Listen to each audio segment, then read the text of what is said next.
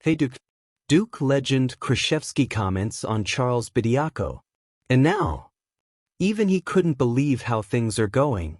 Let's get to the news, but first subscribe to the channel, the link is in the video description. Let's move on.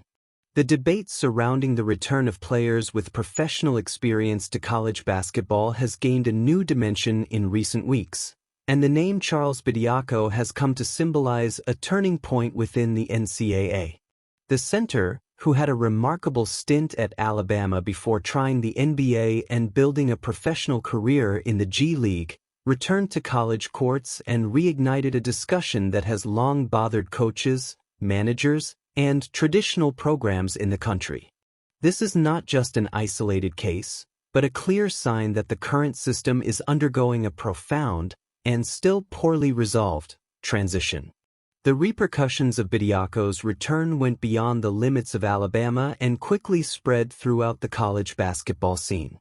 The central question is not about talent or individual merit, but about the consistency of the rules.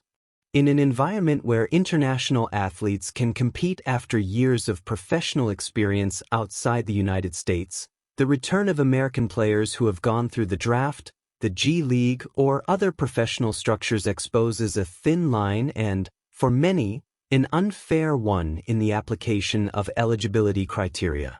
It is in this context that Mike Krzyzewski's statement takes on special weight.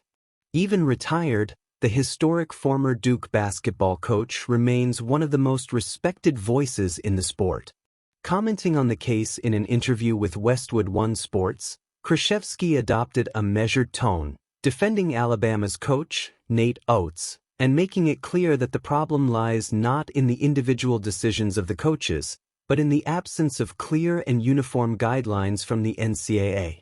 His words didn't sound like empty criticism, but like an institutional warning from someone who has closely followed decades of transformations in college basketball. By questioning the difference in treatment between international and American players, Krzyzewski touched on a sensitive point. The current logic, according to him, creates an imbalance that is difficult to sustain legally and ethically. If athletes who have played professionally abroad can return without major obstacles, while others, who have followed different paths within the American system itself, encounter resistance, the model becomes indefensible. The concern expressed by the former coach is neither nostalgic nor conservative. It reflects an attempt to protect the credibility of the sport in a scenario increasingly exposed to legal disputes and ambiguous interpretations.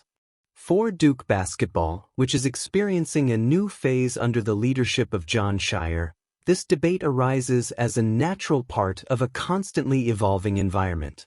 Scheyer took on the challenge of leading one of the country's most traditional programs precisely at a time when concepts such as eligibility, development, and professionalization are being redefined. The ability to navigate these changes while maintaining competitiveness and identity has been one of the initial hallmarks of his management at the helm of the Blue Team. Krzyzewski's statement, while not specifically directed at Duke, directly addresses the reality faced by elite programs. It's about understanding that college basketball no longer operates under the same assumptions as years ago. Krzyzewski himself was direct in stating that the term amateurism has lost its original meaning. Today, the discussion revolves around equity, transparency, and consistency, values that must underpin any model that intends to survive in the current sports ecosystem. While coaches like Tom Izzo, Dan Hurley, and John Calipari also speak out publicly, the Bidi case is solidifying as a catalyst for change. It highlights the growing frustration with the lack of standardization in the NCAA and reinforces the need for structural reform that treats all athletes under the same criteria, regardless of origin, background, or passport. Until clearer rules are established, situations like this will continue to generate intense debates and controversial decisions. For programs like Duke, which historically position themselves at the forefront of college basketball, the moment demands attention, adaptation, and leadership. The discussion raised by Krzyzewski doesn't offer immediate answers, but it points to an inevitable path, that of a sport that needs to align its rules with current reality if it wants to preserve competitiveness, fairness, and legitimacy in the long term. And what do you think about this?